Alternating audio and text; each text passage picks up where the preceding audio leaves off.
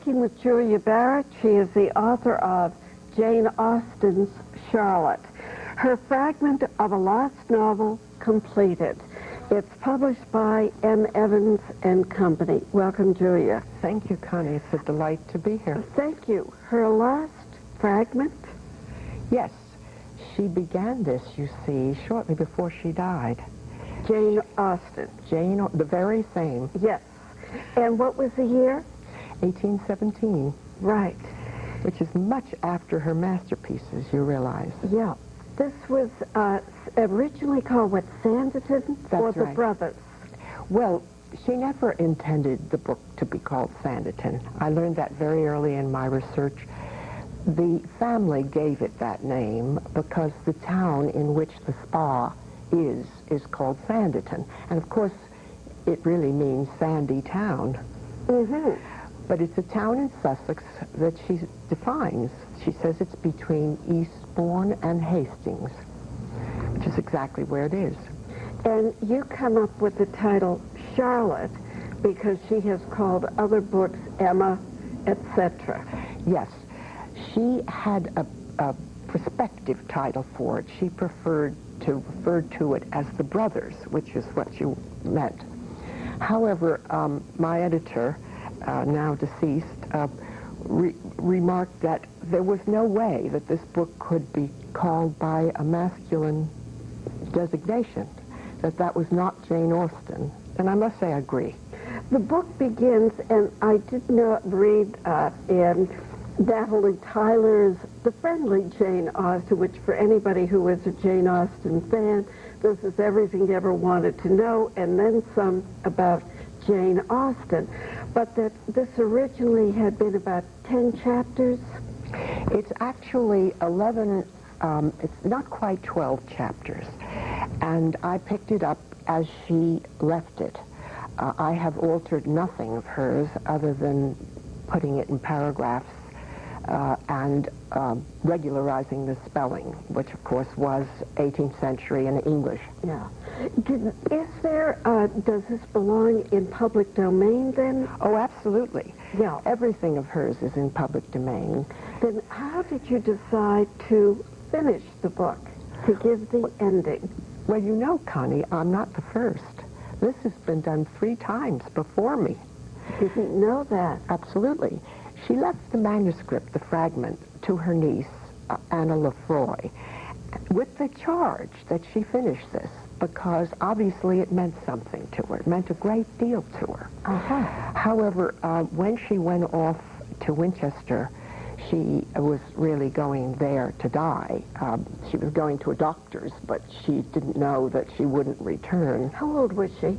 41. Mm-hmm. So Anna Lefroy, Helen is a descendant, Anna Lefroy tried to finish it, and she did almost complete it, but not quite. And then again in 1932, I believe it was, somebody attempted it who I've designated that one as Our Dancing Daughters, because there was a 20s feeling about the book. It was all wrong for what Jane Austen had really intended. Then again, in our own generation, someone who called herself Another Lady finished it in 1975. And for my purposes, that was too romantic. The book was a much harsher satire than some of the ones that we know of earlier. Well, there's almost a real estate feeling to it about Quite. Sanditon, or Sandy Town, ending up being a spa and a health resort.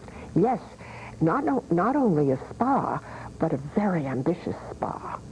This was to be built into what was like a Brighton or a Bath. The great fashion for sea bathing was growing, and in fact, the health madness was almost akin to our contemporary, you know, the runners that look anorexic. And they had a lending library there. Oh, yes, a lending library and assembly rooms and They intended to make it a high-style London society, to bring everybody down from London. But the book begins with the Parker family, and their carriage turns over. Yes. And they are saved by the Trelawney family? No, they're saved by the Haywoods. The Haywood family. And the Haywoods, what happens, you see, everything is askew. And we are given hints by Jane Austen right away that the world is not quite as comfortable or solid as it was. The world we found in Hampshire in the Pride and Prejudice, or even in Emma. Persuasion begins the break of that world. And what we're facing here is a post-Napoleonic world, which England was beginning to suffer. You know, the riots came in 1821, which is shortly after this. So England was really beginning to feel, they were the victors in the war. They had beaten Napoleon. However, the prosperity fell off, and particularly in the countryside. So there was a growth of a certain enterprise. Commercialism enters her world. I like to think that Jane Austen was looking to a reality in this world that almost precedes the 19th century novels that we look to, that we always look to, George Eliot, Dickens. Those are the people who gave us that world. You have a little bit of that foreshadowing with Lady Denham and her family, and when she brings back Claire to be her gopher, her niece. Yes. And with maybe the promise of inheritance. Absolutely. In fact, Jane Austen is so much harsher in this book than we have seen even in Persuasion, that she says every neighborhood should have a great lady. The great lady of Sanditon was Lady Denham. Now, she then characterizes Lady Denham as having a fortune to bestow, and 3 separate sources for those courting her for that fortune. Yeah. And I love the fact she had married the first husband and got his estate. She married the second one for the title and gave up nothing. Absolutely. Gave up. She says she got more than she gave. Yeah. Which is Jane Austen's economy of phrase. So now why do we call it Charlotte? Well, because Charlotte is the heroine. When the Parkers, who are the ones who have the accident on the road, are rescued by the Haywoods, in gratitude, they take one of their daughters. The Haywoods have 14 children, so it's a large family in the country. And as thank you, they take young Charlotte with them to Sanditon. And this is to bring her to a new world, to expose her to society, to give her a chance to thrive, really. Yeah. And so Charlotte Haywood is that heroine. She's a country girl. She's 22 years old, which is, you know, on the edge there. I mean, she's getting to past marriageable. A little, desperate. yes. Yeah. But she is, despite her innocence and her simplicity, and coming from that very, very simple world, she has a sophistication that's worthy of any Jane Austen heroine. Including Elizabeth? Including Elizabeth and Emma, and even Anne Elliot, who is the mature version. Yes. What we have is an evolved heroine. She recognizes folly in every form, and she recognizes corruption. She just says nothing, but she thinks things. For example, she thinks that Lady Denham is mean. She says to herself, she's mean, and she says it outright. Well, I don't picture Elizabeth coming up with anything quite that straight. And is there a Lord Darcy for her? Oh, indeed. A Mr. Darcy, rather. A Mr. Darcy, yes. Well, we have the Parker family. In the Parker family, Jane Austen has created, not the first time, I might add, because if you remember, Emma's father was a bit of a hypochondriac. He never wanted to go out. He preferred to spend everybody to come to him, and anybody who went out would surely take ill.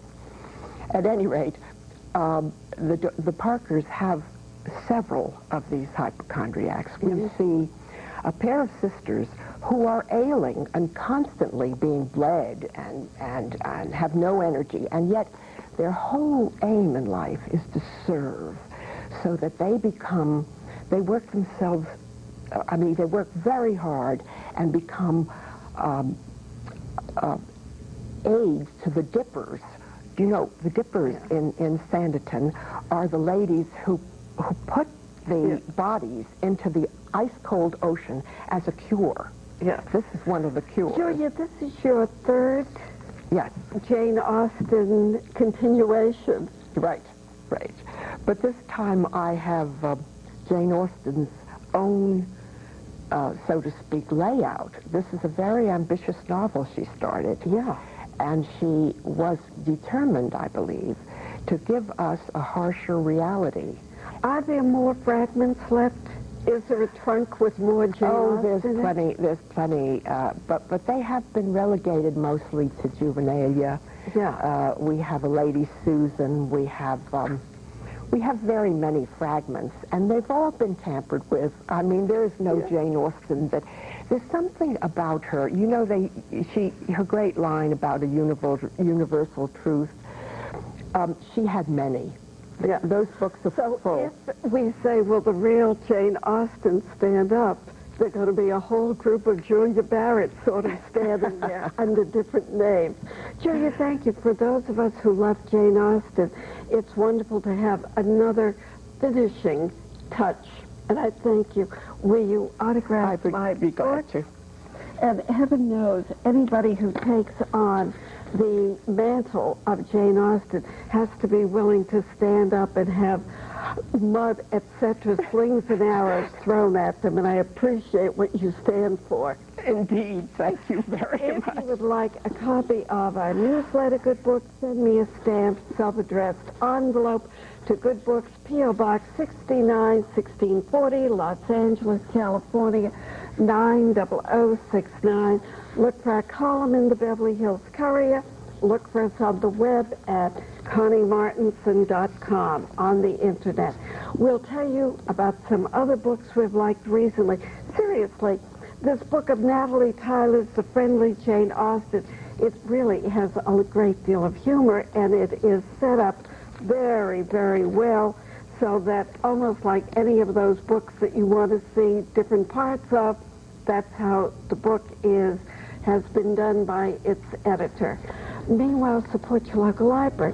Go in, look up some of Jane Austen's other books, Sense and Sensibility, Pride and Prejudice, Emma, and Presumption, which also had a Julia Barrett bottom to it. And what was the first one? The Presumption was the first. And the second was The Third Sister. It was a sequel to Sense and Sensibility. Right. And as we said, whatever you can do, support that library, and we'll see you next time. Thank you very much.